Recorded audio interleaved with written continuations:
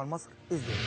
فعلا انا بحب مصر يعني صدقا، مش انه مرجان. مم. انا بحب مصر، ودليل على ذلك انه بغني اللون المصري مم. وبحب اللون المصري كثير. عملت اسم بلبنان الحمد لله، وهو المفروض الواحد يأسس ببلده. بس اذا ما جيت على مصر بعتبر حالي ما عملت شيء. لازم انطلاقتي تكون من مصر. ليه يا فندم؟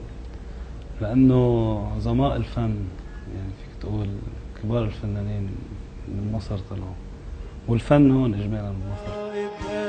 افتكرني، حاول تفتكرني